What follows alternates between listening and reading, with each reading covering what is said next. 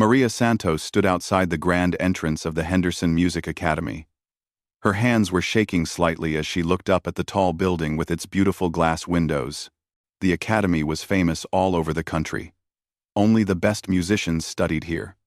Only the richest families could afford to send their children to this place. Maria was neither rich nor famous. She was just a 23-year-old woman from a small village who had traveled 6 hours by bus to reach this city. She wore her best clothes that day. A simple blue dress that her mother had sewn for her. Her shoes were old, but clean. She had polished them 3 times the night before. Her hair was tied back neatly, and she carried a small bag with her documents inside. Everything she owned that was valuable fit inside that tiny bag. The security guard at the gate looked at her with suspicious eyes. He was used to seeing expensive cars drop off students. He was used to seeing designer clothes and confident faces. Maria looked nothing like the usual people who came here. "Can I help you?" he asked in a cold voice. "I am here for the scholarship audition," Maria said softly.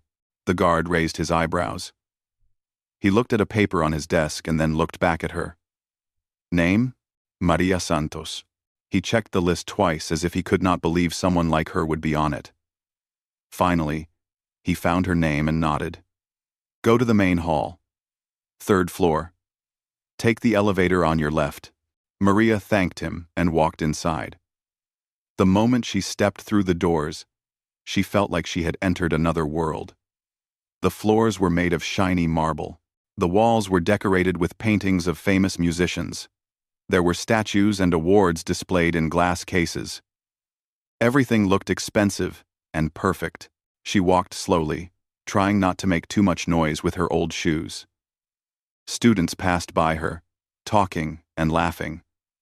They wore casual clothes that probably cost more than her entire wardrobe. Some of them looked at her curiously. Others did not notice her at all. She felt invisible and visible at the same time. The elevator ride to the 3rd floor felt like the longest 30 seconds of her life.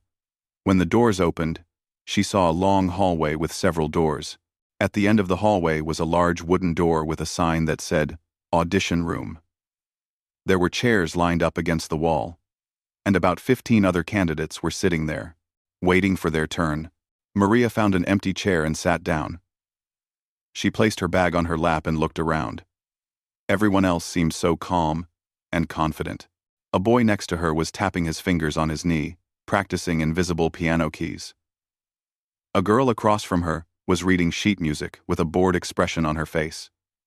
They all belonged here. Maria felt like she did not. The door opened, and a woman with gray hair and glasses stepped out. She held a clipboard and called out a name.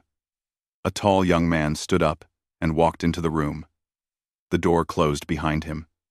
Everyone waited in silence. Maria thought about how she had gotten here. She thought about her small village, about the old church where she had first touched a piano. She was only 7 years old when Father Antonio let her sit on the piano bench for the first time. He had noticed her standing outside the church window, watching him play during practice sessions. Day after day, she would stand there, her small face pressed against the glass, her eyes wide with wonder.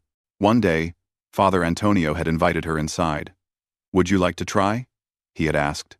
Maria had nodded, too shy to speak. She had climbed onto the bench, and her fingers had touched the keys for the first time.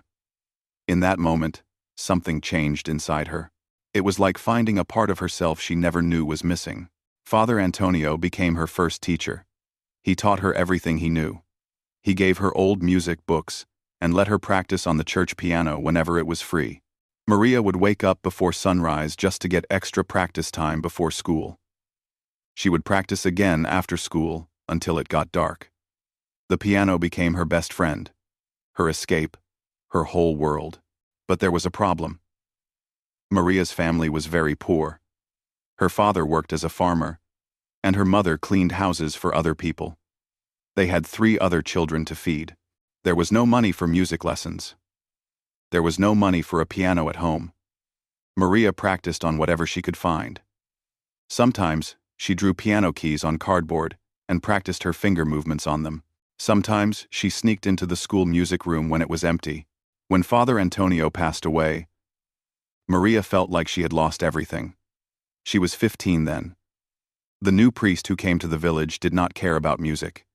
He locked the church piano and never played it. Maria had no way to practice anymore, but she refused to give up. She worked small jobs after school and saved every coin she earned. She walked 2 hours to the next town every weekend to practice on a piano at a community center. The piano there was old and some keys did not work properly. But Maria did not complain. She played on it like it was the most beautiful instrument in the world. Years passed. Maria graduated from school, but could not afford to go to college. She worked at a local restaurant, washing dishes and serving food. But every night, after her shift ended, she would walk to the community center and practice. The security guard there knew her well. He would let her in even after closing time. He would sit outside and listen to her play, sometimes falling asleep to the music. One day, Maria saw a poster on the wall of the community center. Henderson Music Academy was offering a full scholarship to one talented musician. The audition was open to everyone, regardless of their background or training. Maria read the poster 5 times. She could not believe what she was seeing.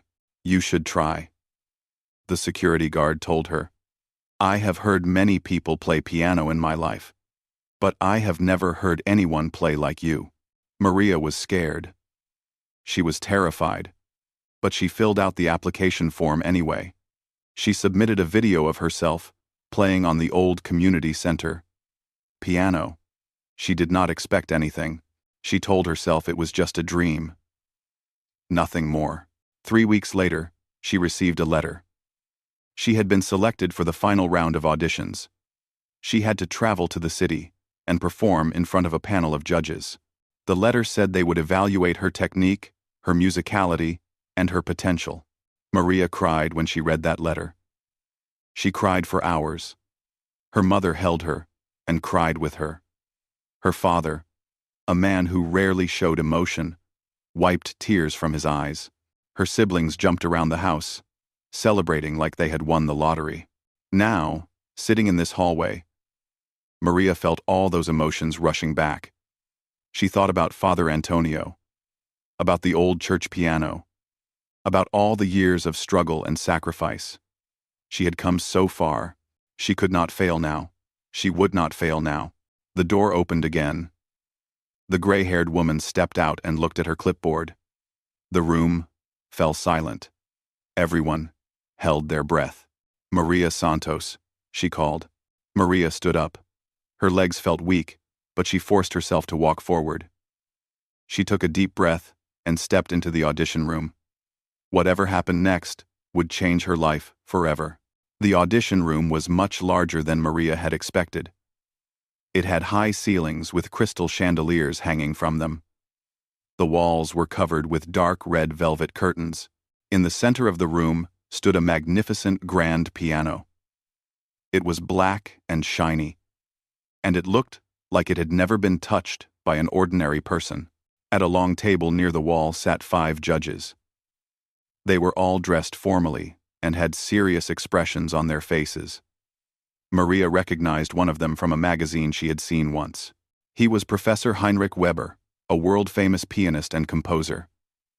He had performed in concert halls across Europe and America. He had taught some of the greatest musicians of this generation, and now he was looking at Maria with cold, uninterested eyes. The woman with the clipboard gestured toward the piano. "Please take a seat. Introduce yourself to the panel." Maria walked toward the piano. Each step felt heavy. She could feel the judges watching her, analyzing her every movement. She reached the piano bench and sat down. The bench was perfectly positioned. The piano keys gleamed under the bright lights. "Good morning," Maria said, her voice barely above a whisper. "My name is Maria Santos. I am from San Pedro village. I am 23 years old, and I have been playing piano for 16 years. One of the judges, a woman with perfectly styled blonde hair, leaned forward. "San Pedro? I have never heard of it. Is it near the capital?" "No, ma'am. It is about 6 hours south. In the mountains. The blonde woman exchanged glances with another judge. There was something in that look. Something that made Maria feel small and unimportant. She could almost hear what they were thinking. A girl from the mountains? What is she doing here? Professor Weber spoke for the first time. His voice was deep and commanding. It says here, in your application, that you are self-taught. Is that correct? Not entirely, sir. I had a teacher for 8 years, Father Antonio from my village church. He taught me the basics and much more. But after he passed away, I continued learning on my own. On your own? The professor raised an eyebrow. And what resources did you have? What kind of piano did you practice on? Maria hesitated. She knew that her answer would not impress them. I practiced on the church piano until Father Antonio died.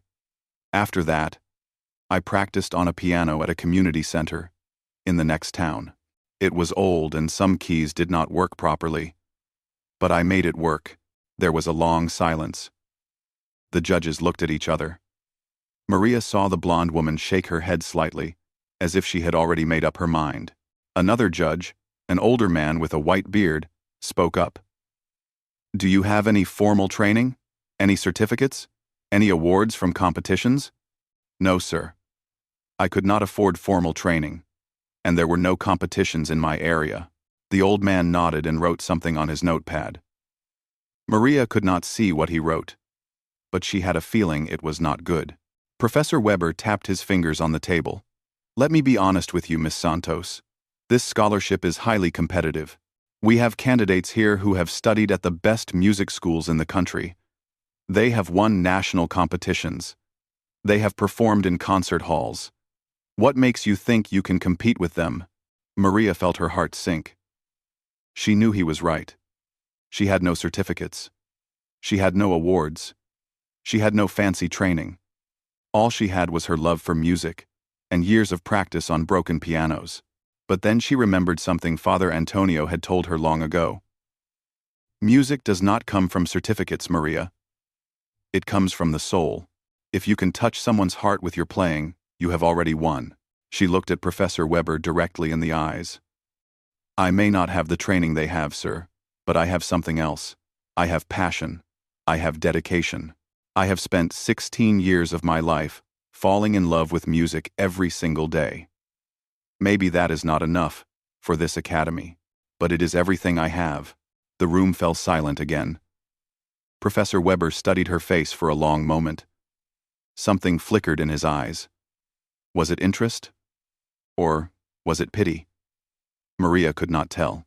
The blonde woman cleared her throat. Well, passion is nice, but we need to hear you play. That is why you are here. She looked at her papers. We have a list of required pieces for this audition. However, given your background, perhaps we should start with something simple. Do you know any beginner pieces? Something from the first-year curriculum? Maria felt her cheeks grow hot. She understood what the woman was saying. She was saying that Maria was not good enough for the advanced pieces. She was saying that Maria belonged with the beginners. I know all the required pieces on the list, Maria said quietly. The blonde woman smiled, but it was not a kind smile. I am sure you do, dear. But let us not get ahead of ourselves. Why don't you play something basic first?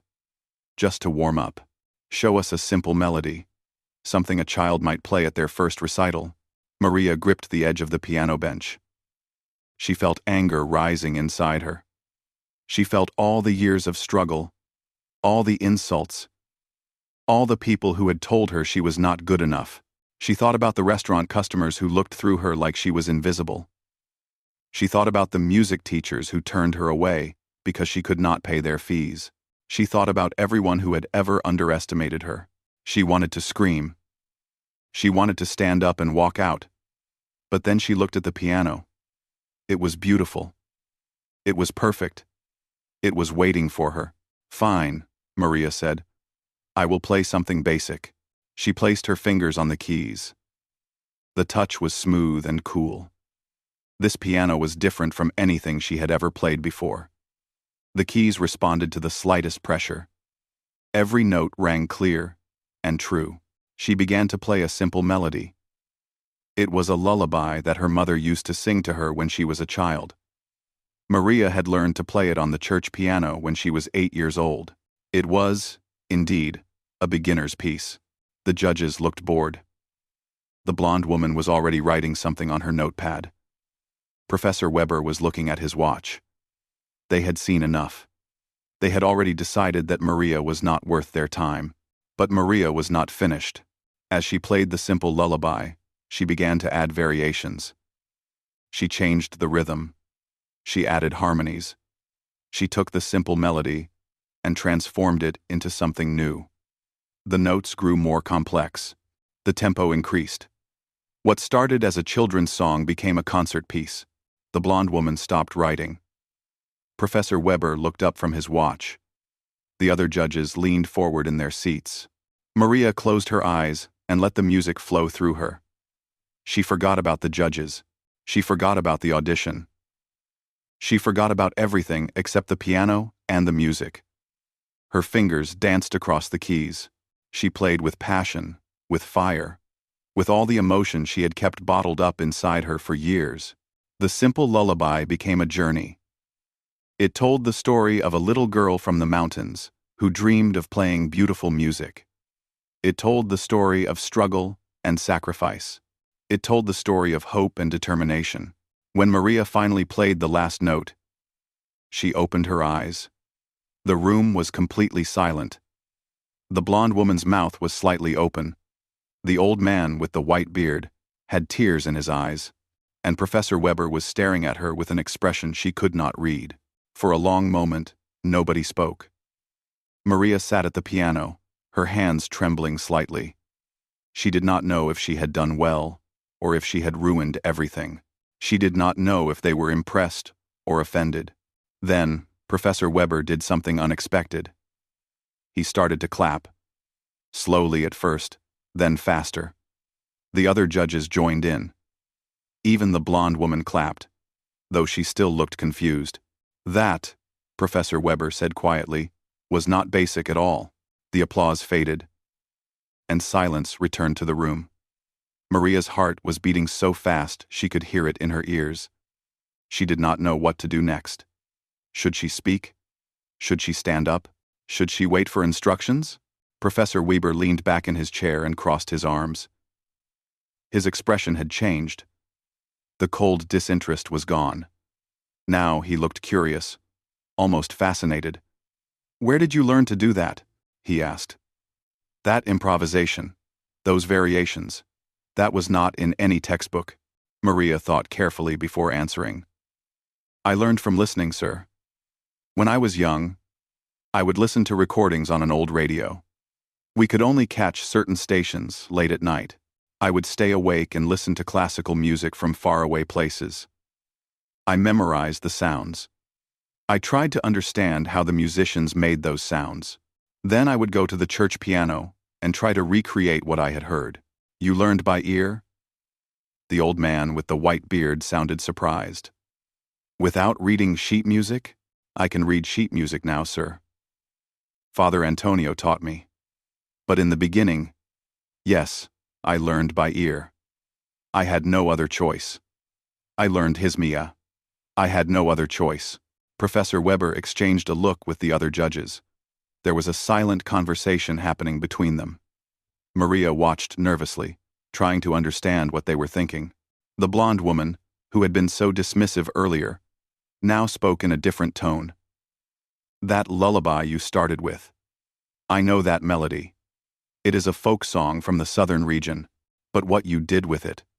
I have never heard anyone transform a simple tune like that. Where did you learn those techniques?" Maria felt a small spark of pride, but she kept her voice humble.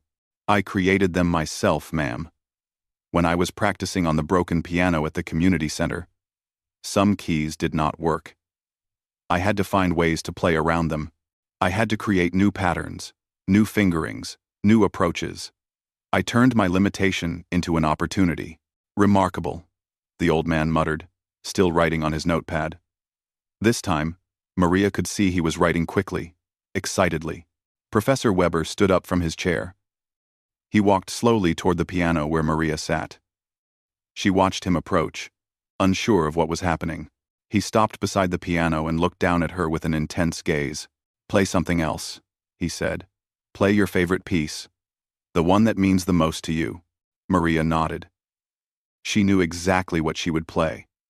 It was a piece she had never performed for anyone except herself. It was a piece she had composed during the darkest period of her life, right after Father Antonio's death. She called it The Mountain's Song. She placed her fingers on the keys and began to play. The opening notes were soft and sad, like the morning mist over her village mountains. They spoke of loss and loneliness, of standing at a grave and saying goodbye to a beloved friend. Then the music changed. It grew stronger, more determined. It told the story of a young woman who refused to give up. The melody climbed higher and higher, like someone climbing a steep mountain path. There were moments of struggle, moments when the music seemed to falter and almost stop. But each time, it found new strength and continued upward. The middle section was fierce and passionate. Maria's fingers moved across the keys with incredible speed and precision.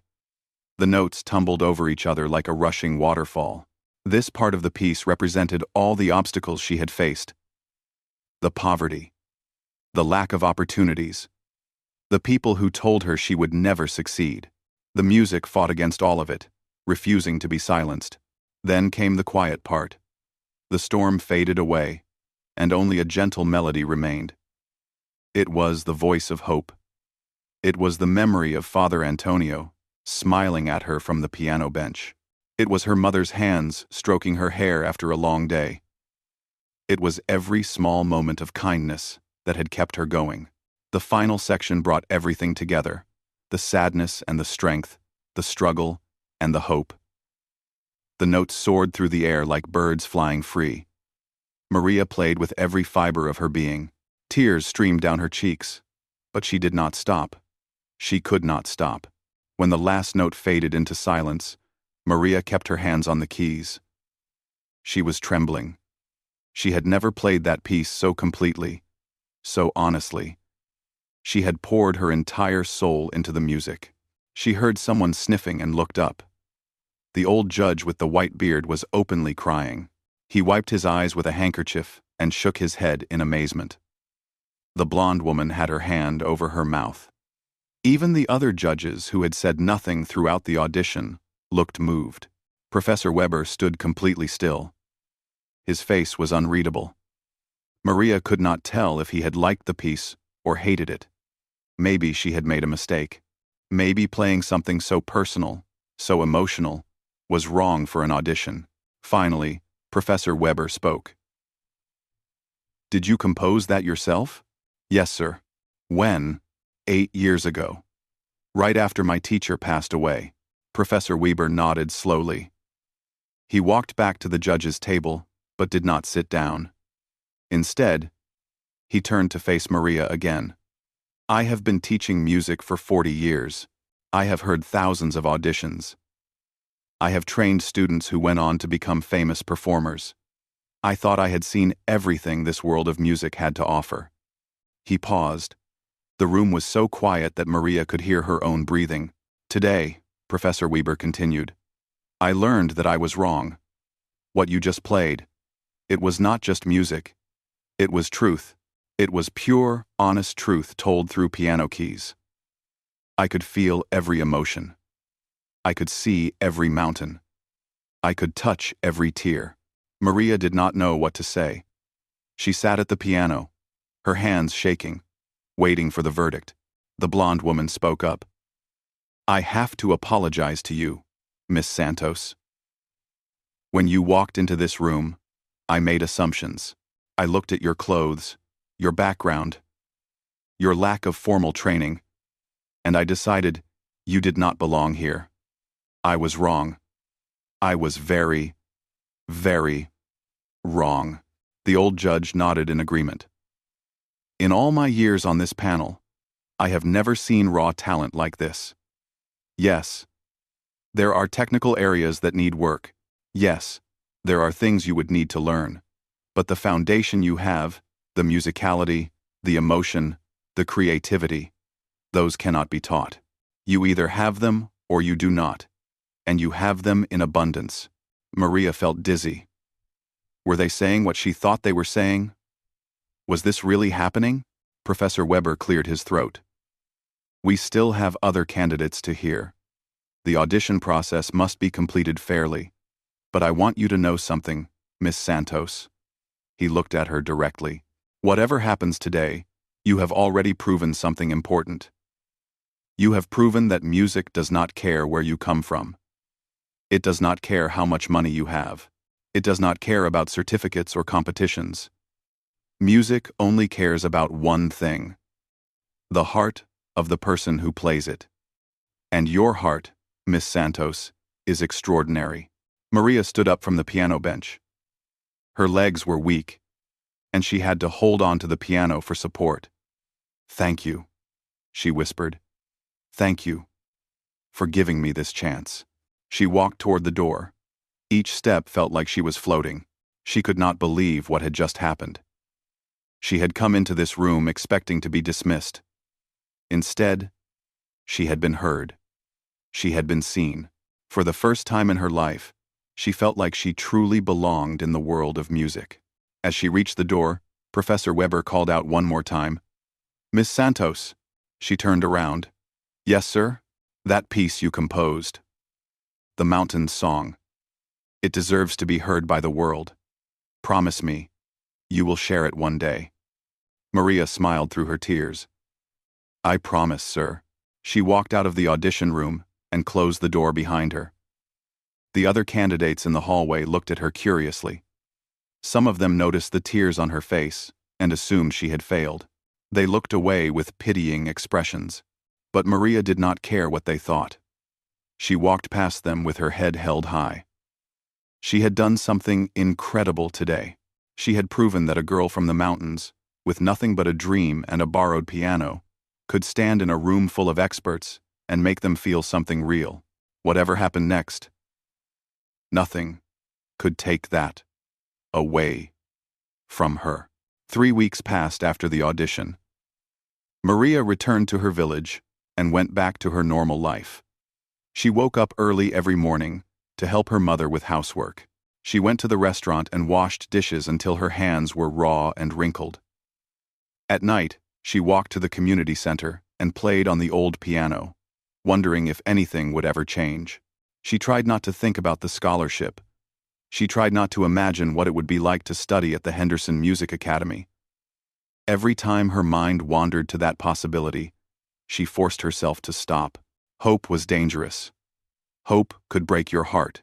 Her family tried to stay positive. Her mother would say encouraging things like, "I know you did well, Maria. I can feel it in my bones." Her father would nod silently, his eyes filled with pride. Her younger siblings asked every day if the letter had arrived yet, but the letter did not come. Days turned into a week. 1 week turned into 2. 2 weeks turned into 3. Maria started to accept that she had not been selected. There were so many talented candidates at that audition. People with proper training. People with awards and certificates. Why would the academy choose her? On a Tuesday evening, Maria came home from work exhausted. Her feet hurt. Her back ached. She had spilled soup on her dress and smelled like onions. All she wanted to do was take a shower and go to sleep. When she opened the door to her small house, she found her entire family standing in the living room. They were all staring at her with strange expressions. Her mother was holding something in her hands. An envelope. A white envelope with the Henderson Music Academy logo printed on the front. Maria froze. She could not move. She could not speak. She could only stare at that envelope. "It came this morning," her mother said quietly. "We waited all day for you to come home. We wanted you to open it yourself." Maria walked forward slowly. She took the envelope from her mother's hands. It felt heavy, much heavier than paper should feel. She turned it over and saw that it was sealed with a golden sticker. "Open it," her little brother said impatiently. "We have been waiting forever." Maria's hands were shaking. She carefully peeled off the golden sticker and opened the envelope. Inside was a single sheet of paper, folded neatly into 3 parts. She unfolded it and began to read. The first few lines were formal greetings. "Thank you for attending the audition. We received many applications from talented musicians across the country. The selection process was extremely difficult." Maria's heart sank. This was how rejection letters started. She had heard about them from others. They always began with pleasant words before delivering the bad news. She continued reading. "After careful consideration and extensive deliberation, the panel has reached a unanimous decision regarding the full scholarship." Maria closed her eyes. She could not bear to read the next sentence. She knew what it would say. "We regret to inform you. Thank you for your interest. We wish you success in your future endeavors." Her mother noticed her hesitation. Maria opened her eyes and forced herself to read the rest of the letter. And then she read it again. And again. Because she could not believe what she was seeing. "We are delighted to inform you that you have been selected as the recipient of the Henderson Music Academy Full Scholarship. Your audition demonstrated exceptional talent, creativity, and musical intelligence. Professor Heinrich Weber has personally requested to serve as your mentor throughout your studies." Maria's legs gave out beneath her. She dropped to the floor, the letter still clutched in her hands. Tears poured down her face. "Great!" Heaving sobs shook her entire body. She could not breathe. She could not think. She could only cry. Her family surrounded her immediately. Her mother knelt beside her and held her tight. Her father placed his strong hand on her shoulder. Her siblings crowded around, trying to read the letter over her shoulder. "I got it," Maria managed to say between sobs. "I got the scholarship. I am going to the academy." The small house exploded with noise. Everyone was crying and laughing at the same time. Her mother was praising God. Her father was wiping his eyes with the back of his hand. Her siblings were jumping up and down, screaming with joy. That night, the entire village celebrated. News traveled fast in small communities. By sunset, everyone knew about Maria's achievement. Neighbors came with food and flowers. The owner of the restaurant where Maria worked closed early and joined the celebration. Even the mayor came to congratulate her. Maria sat in the middle of it all, overwhelmed by the attention. She kept reading the letter over and over, making sure it was real, making sure she had not imagined everything. 1 month later, Maria packed her small bag and prepared to leave her village. Her mother had sewn her 2 new dresses. Her father had given her all the money he had saved for emergencies. Her siblings had made her handmade cards and promised to write letters every week. The whole village came to say goodbye. Old women blessed her and kissed her cheeks. Men shook her hand and told her to make them proud. Children looked at her with wide eyes, as if she were a hero from a storybook. Maria boarded the bus with tears in her eyes. She waved to her family until they disappeared from view. Then, she settled into her seat and watched the mountains pass by outside the window. She was leaving everything she knew. She was entering a world she did not understand. But for the first time in her life, she was not afraid. When she arrived at Henderson Music Academy, everything was different from her audition day. This time, she was not a stranger hoping to get inside. She was a student. She belonged here. A woman from the administration office greeted her at the entrance. She handed Maria a folder with her class schedule, her dormitory assignment, and a map of the campus. "Welcome to Henderson," the woman said with a warm smile. "We are very excited to have you here." End quote. Maria walked through the campus, looking at everything with wonder. The buildings were beautiful. The gardens were perfectly maintained. Students walked around with instrument cases and sheet music, talking about composers and concerts. This was her world now. Her dormitory room was small but comfortable. It had a single bed, a desk, a closet, and a window that looked out onto a courtyard. Most importantly, it had a small, upright piano in the corner. Maria could not believe it. Her own piano. In her own room, she sat down at the piano and touched the keys gently. They were smooth and responsive. Every key worked perfectly. No broken strings, no stuck hammers. Just beautiful, perfect sound. She began to play softly. Nothing complicated. Just a simple melody to test the instrument. The notes filled her tiny room and floated out the window. For the first time since leaving her village, Maria felt at home. Her life at the academy was challenging from the start. The classes were demanding. The professors expected perfection. The other students had years of formal training that Maria lacked. There were moments when she felt lost, when she wondered if she truly belonged here. But Maria was not someone who gave up easily. She had faced much bigger obstacles in her life. A difficult class assignment was nothing compared to learning piano on cardboard keys. A strict professor was nothing compared to practicing on a broken instrument with missing notes. She threw herself into her studies with everything she had. She arrived early to every class. She stayed late in the practice rooms. She asked questions when she did not understand something. She accepted criticism without complaint and worked to improve. Within the first month, her classmates began to notice her. They heard her practicing late at night. They saw her working while others went to parties. They started to wonder about this quiet girl from the mountains who played piano like she was speaking a secret language. Professor Weber kept a close eye on her progress. He met with her once a week to discuss her development. He was demanding but fair. He pushed her harder than any other student because he saw her potential. "You have a gift?" he told her during one of their sessions. "But a gift is like a seed. It means nothing unless you nurture it, unless you help it grow. That is what we are going to do together." Maria listened and learned. She absorbed everything like a sponge. Every lesson, every critique, every piece of advice became part of her.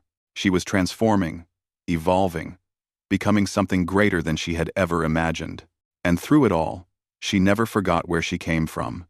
She never forgot the village in the mountains, the old church piano, Father Antonio's gentle voice guiding her fingers across the keys. Those memories were her foundation. They kept her grounded when success started to feel overwhelming. Her journey was far from over. In many ways, it was just beginning. But Maria Santos was ready. She had fought too hard to get here. She had sacrificed too much, and she was determined to make every moment count. 2 years had passed since Maria first walked through the gates of Henderson Music Academy. In that time, she had changed in ways she never expected. Her technique had improved dramatically. Her understanding of music theory had deepened. She had learned about composers and styles she had never known existed. But the biggest change was inside her. She had found her confidence. She had found her voice. The Academy held an annual showcase every spring. It was the most important event of the year. Talented students were selected to perform in front of an audience that included music critics, talent scouts, and representatives from concert halls around the world. Being chosen for the showcase was a tremendous honor. It could launch a career. Maria had watched the showcase from the audience during her first year. She had sat in the back row and listened to the talented performers with admiration and envy. Back then, she did not believe she would ever be good enough to perform on that stage. Now, in her 3rd year, everything was different. Professor Weber called her into his office one afternoon and told her the news. She had been selected. She would perform at the spring showcase. Maria could barely contain her excitement. She called her mother that night and told her everything. Her mother cried with happiness. Her father got on the phone and said he was proud of her. Her siblings screamed so loudly she had to hold the phone away from her ear. But the excitement quickly turned to anxiety. Maria had to choose what piece to perform. This was not an ordinary recital. This was her chance to show the world what she could do. She needed something special, something that would stand out from all the other performers. She considered playing one of the classical masterpieces. Chopin, perhaps, or Liszt. But every talented pianist could play those pieces. She needed something different. She needed something that only she could play. The answer came to her late one night as she sat in the practice room, unable to sleep. She would play her own composition. She would perform The Mountains Song. The piece she had played at her audition years ago. The piece that had brought Professor Weber to tears. The piece that had opened the doors to her new life. But she could not play it the same way. She had grown so much since then. Her technique had improved. Her understanding of music had deepened. She decided to expand the piece, to add new sections, to make it bigger and more powerful than before. For weeks, Maria worked on the new version. She stayed in the practice room until midnight every night. She rewrote passages that did not feel right. She experimented with new harmonies and rhythms. She poured her entire soul into the music. Professor Weber helped her refine the composition. He offered suggestions but never tried to change her vision. "This is your piece," he told her. "Your story. My job is only to help you tell it more clearly." The night of the showcase arrived faster than Maria expected. The concert hall was magnificent. Crystal chandeliers hung from the ceiling. Red velvet seats stretched from the stage to the back wall. Every seat was filled. Maria peeked through the curtain and felt her stomach turn with nervousness. She recognized faces in the audience. Music critics from famous newspapers. Representatives from concert halls in Europe and Asia. Talent scouts from recording companies. These were the people who could make or break a career with a single review. These were the people she had to impress. Other performers went before her. They played beautifully, technically perfect, emotionally engaging. Maria listened from backstage and felt her confidence shrinking. How could she compete with these musicians? They had been training their whole lives. They came from musical families. They had every advantage she never had. But then, she remembered something Father Antonio had told her long ago. When you sit at the piano, you are not competing with anyone. You are having a conversation with the music. Focus on that conversation, and everything else will fall into place. Finally, her name was called. Maria walked onto the stage. The lights were blinding. The audience was a sea of dark shapes. She could not see individual faces. And perhaps that was a good thing. She walked to the piano and sat down on the bench. The piano was a Steinway Grand, the finest instrument she had ever touched. She placed her fingers on the keys and felt their familiar coolness. She took a deep breath. Then, she began to play. The opening notes of The Mountains Song floated into the air. They were soft and gentle, like morning mist over mountain peaks. Maria closed her eyes and let the music take over. She forgot about the audience. She forgot about the critics. She forgot about everything except the story she was telling. The music spoke of her childhood in the village. It spoke of standing outside the church window, watching Father Antonio play. It spoke of small hands touching piano keys for the first time. It spoke of wonder and discovery and love. Then, the tone changed. The music grew sadder, heavier. It told of loss and grief. It told of standing at Father Antonio's grave, promising to never give up. It told of lonely nights practicing on broken pianos. It told of rejection and disappointment and tears. The audience sat in complete silence. Nobody moved. Nobody coughed. Nobody whispered. They were all under the spell of Maria's music. The piece built toward its climax. Maria's fingers flew across the keys with incredible speed and precision. The notes crashed and tumbled like a waterfall during a storm. This was the fight. This was the struggle. This was every obstacle she had ever faced, transformed into sound. And then, just when the music seemed like it would tear itself apart, everything changed. The storm faded. A single melody emerged from the chaos. It was simple and pure and beautiful. It was hope.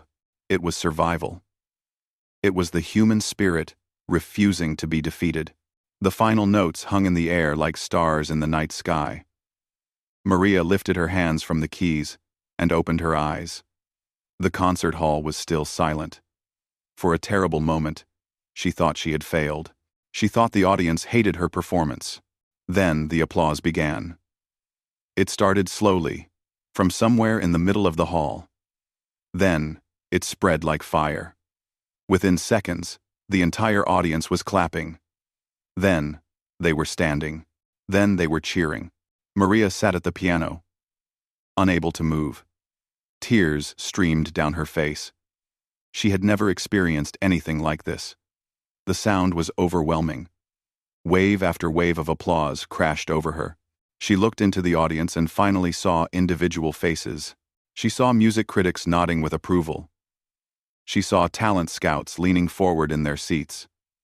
She saw Professor Weber in the front row, standing and clapping, tears glistening on his old cheeks. And then she saw something that made her heart stop. In the middle of the crowd, there was a group of people she recognized. Her mother, her father, her siblings. They had traveled 6 hours by bus to surprise her. They were all crying and clapping and waving at her.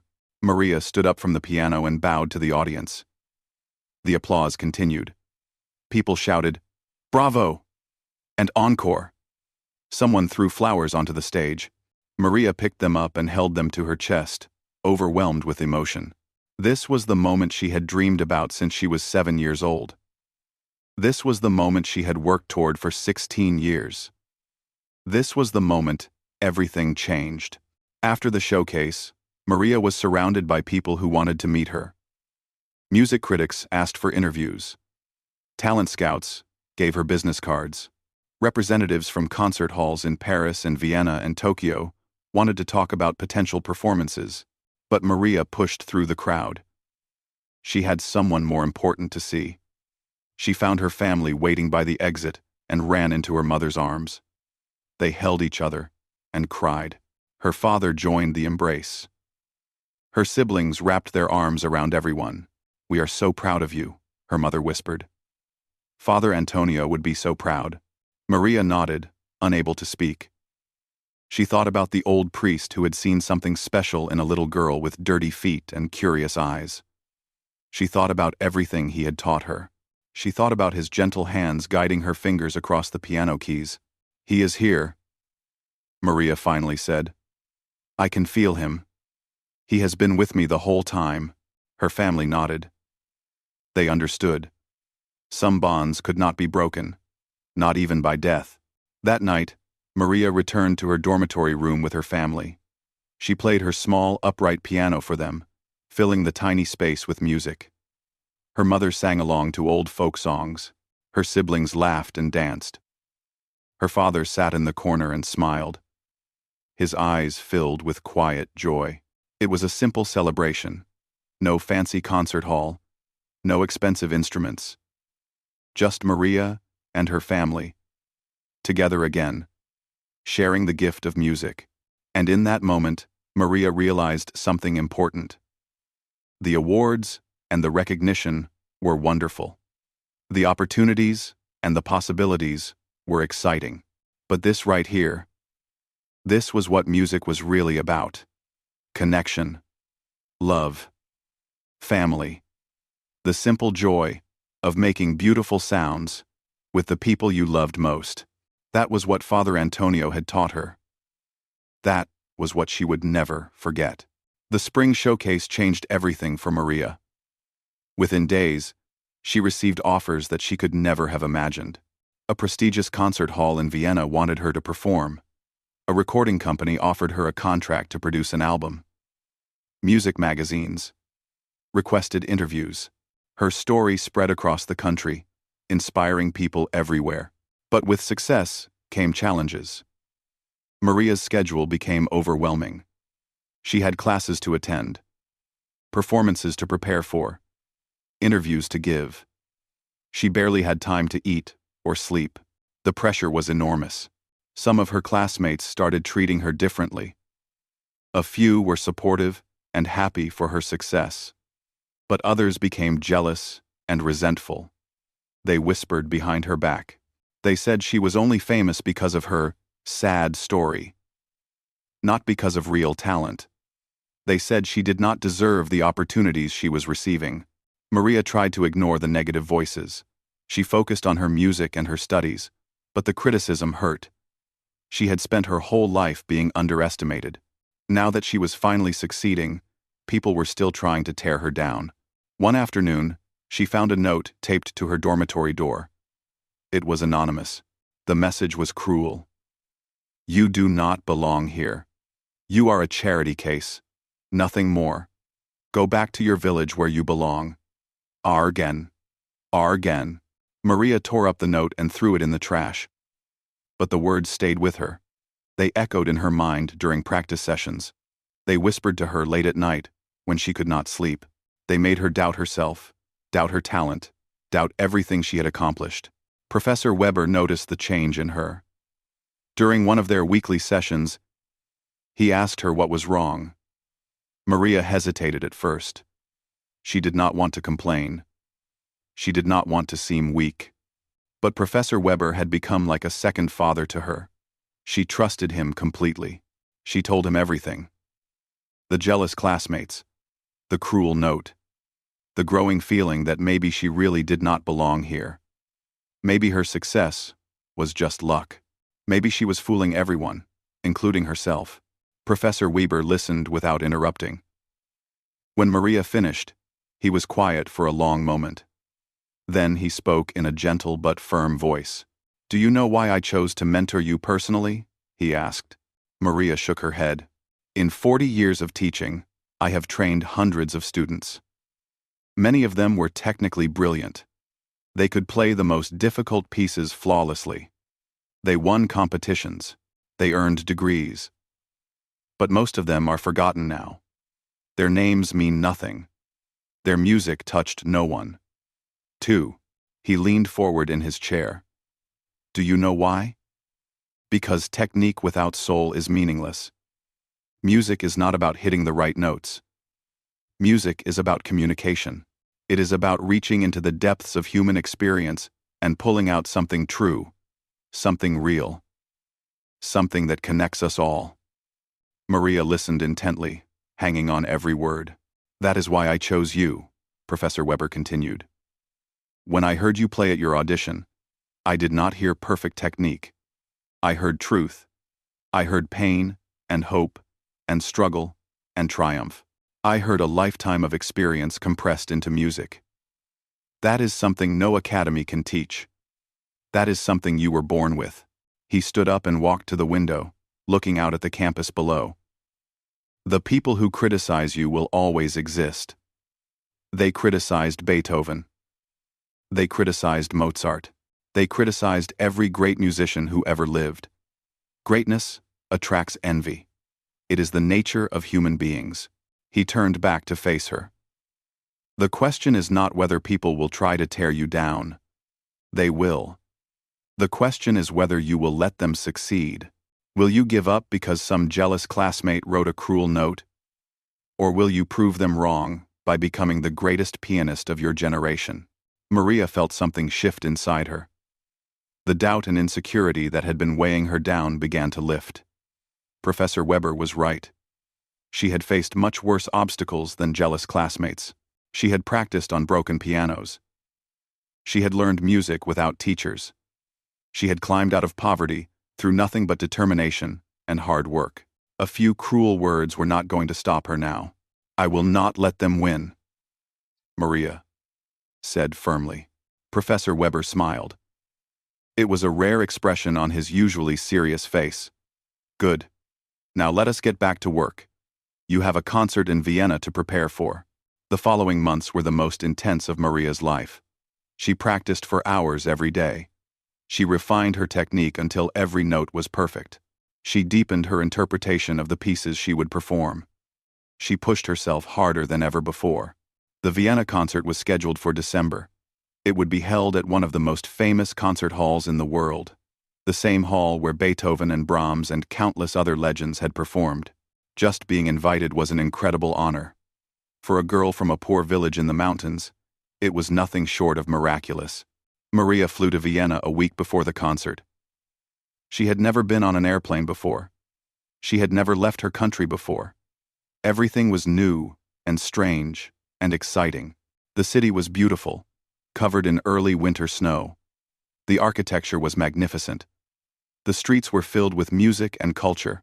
She spent the days before her concert practicing at the concert hall. The piano there was extraordinary. It had been built by master craftsmen more than 100 years ago. Every key responded to the slightest touch.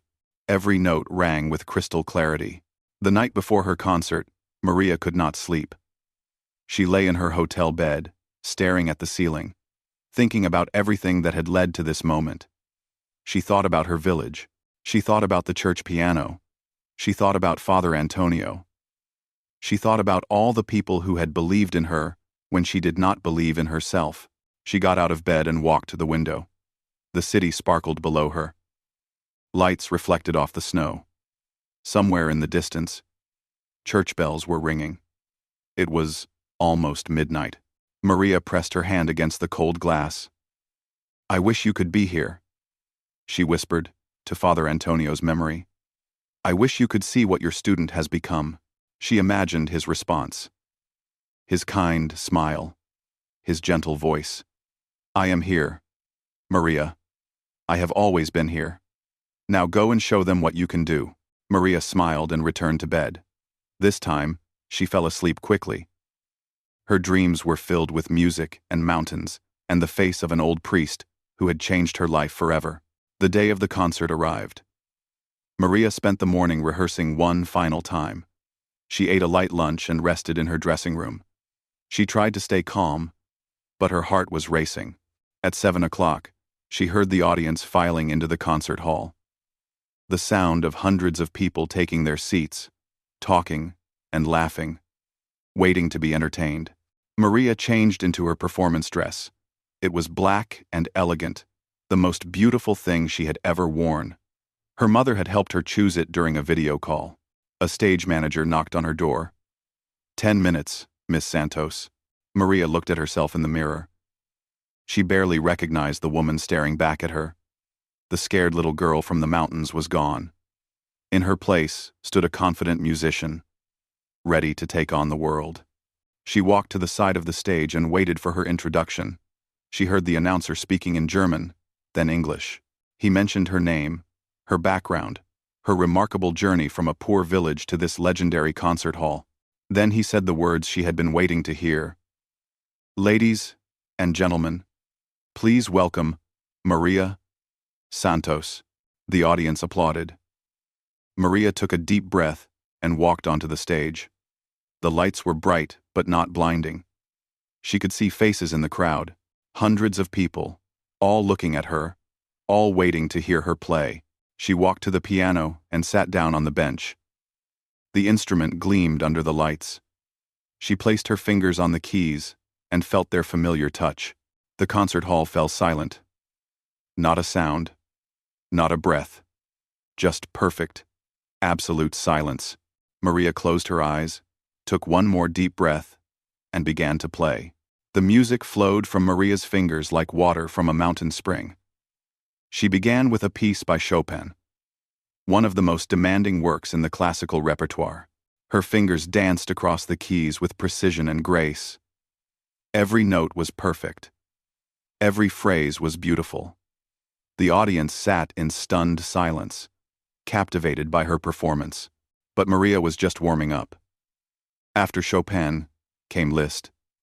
Then Rachmaninoff. Each piece was more challenging than the last. Each piece pushed her technique to its limits. She played for over an hour without a single mistake, without a moment of hesitation. She was completely in control of the instrument, completely in tune with the music. Then came the final piece of the evening. The piece she had saved for last. The Mountains Song. Her own composition.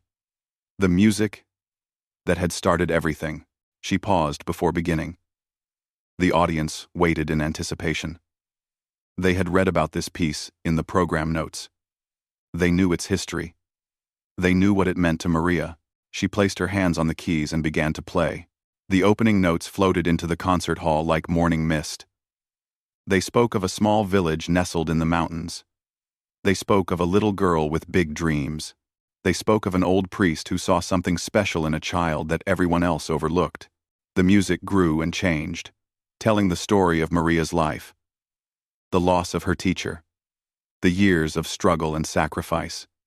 The audition that changed everything. The scholarship. The academy. The journey from poverty to this moment. This stage. This legendary concert hall. Tears streamed down Maria's face as she played. But she did not stop. She could not stop. The music poured out of her like a confession, like a prayer, like a love letter to everyone who had helped her along the way. In the audience, people were crying too. Music critics who had heard thousands of performances sat with tears running down their cheeks. Sophisticated audience members who prided themselves on emotional control were openly weeping. The music touched something deep inside them. Something universal. Something human. The piece built toward its climax. Maria's fingers moved with superhuman speed and precision. The notes crashed and soared, painting pictures of struggle and triumph. The concert hall seemed to shake with the power of the music. And then, just as suddenly as it had begun, the storm subsided. A single melody emerged from the chaos. Simple, pure, beautiful. It was the voice of hope. It was the promise that no matter how dark the night, the sun would always rise again. The final note hung in the air for what seemed like an eternity. Maria lifted her hands from the keys and opened her eyes. She was trembling. She had given everything she had. There was nothing left inside her. The silence continued for 3 heartbeats. 4. 5. Then the concert hall exploded. The audience leaped to their feet, cheering and clapping with wild enthusiasm. The sound was deafening. It crashed over Maria like a wave, overwhelming her senses. People were shouting her name. They were throwing flowers onto the stage. They were stomping their feet and demanding an encore. Maria stood up from the piano and bowed. Her legs were weak, and she had to steady herself against the instrument.